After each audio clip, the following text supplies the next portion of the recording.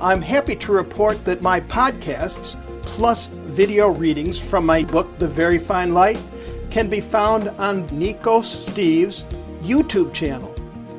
Also, the Advent Wreath and the Nativity Fast continue. It's a time of prayer, reflection, and giving. But first, segments from the audiobook version of The Very Fine Light. Chapter 30.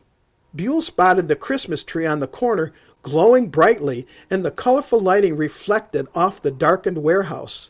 "Look, Buell, I had them put up this display with that spare tree," Julie said with a childlike excitement in her voice. As they turned the corner, he saw Randy and Mikey at the old warehouse. He quickly pulled over to the curb just past the bucket truck in order to see if the warehouse door was open. Mikey again looked at his watch, then pleaded, "Randy, we can't be late for the dress rehearsal, and we still got to change into our clothes for it." Randy looked at Mikey, then said, "All right, we're done. I'll come back tomorrow morning first thing and secure the connection." Buell got out of the SUV and strained to look at what Randy and Mikey were doing. Initially, from this vantage point, it looked like Randy was huddling near the side door. Looking intently towards the doorway, Buell could now see that the wooden 2x4 plank he had placed was still there. He determined they had not entered the building. Julie looked at Buell.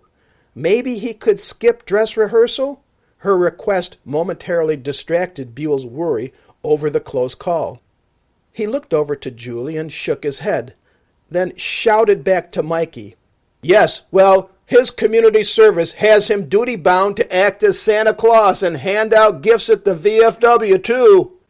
Sure, I know it's part of this raw deal," Randy shouted back.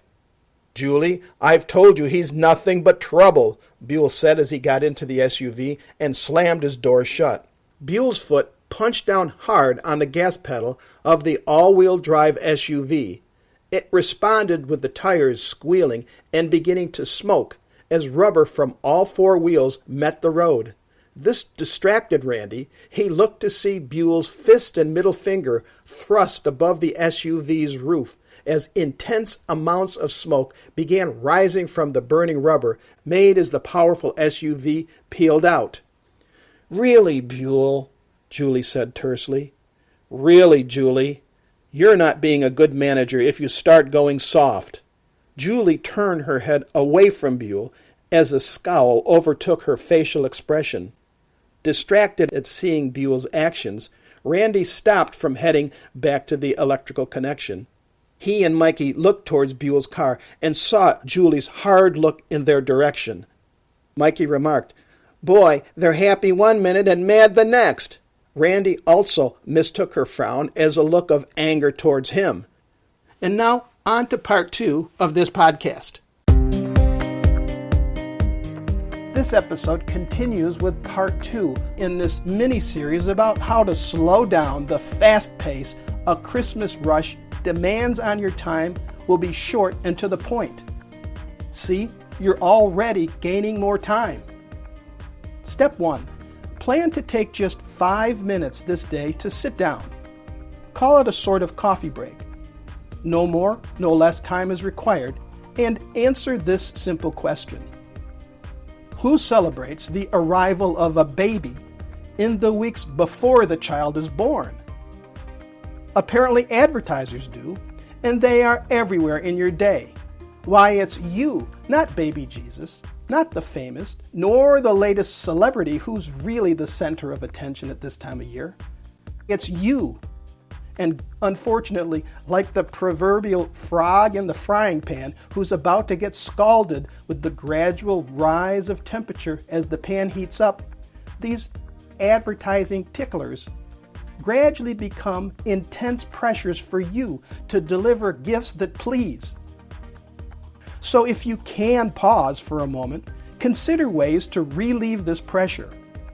Don't dwell on the things in your Christmas season you do not have. Take a moment and look at the things you and yours do have, and be thankful to God for these gifts. Take a moment to consider if spiritual preparations for acknowledging the birth of Jesus can offset this constant drumbeat. Could you take time in each day before Christmas for a 2-paragraph daily Advent prayer? Could your next meal be without something you enjoy during a Nativity Fast? Can these small offerings offset the mental strain of being in the spotlight? These Christian practices in modern society can help slow down this manic pace. And before Christmas is intended as a time to rejoice in the fact that God's coming into the world and it will be filled with joy and happiness. This action come Christmas Day on the part of our loving God is about to take place, and it's just the beginning of our cause to celebrate. The 12 days of Christmas are just around the bend. And it's during those festive times, after the Christmas birth, when celebrating the 12 days ends on January 6th. During those weeks, not before December 25th. Who celebrates the birth of a baby before the baby is born? The times of celebrating is after the child comes into the world. And it's those times when even the coldest hearts start to thaw at the sight of a newborn baby in a mother's arms. During your 5 minutes of reflection, endeavor not to dwell on things you don't have, didn't do, or didn't accomplish. Look at the things you and yours do have and be thankful to God for them. And those nativity scenes we find everywhere can remind us of what real gift giving is all about when we consider the great gift of giving that the Virgin Mary selflessly gave when she accepted the responsibility of birthing Jesus Christ into the world. My new book, The Very Fine Light, is available on Amazon.com. Please feel free to contact me at NikoSteves.com. That's Nikos Steves, Steves.com. If you like this episode, and for more, share them with friends, and consider William J. Walsh's book, Heaven's Bright Queen, Apparitions and Shrines of Heaven's Bright Queen. Well, this is Nikos Steves. Thank you. See you next time.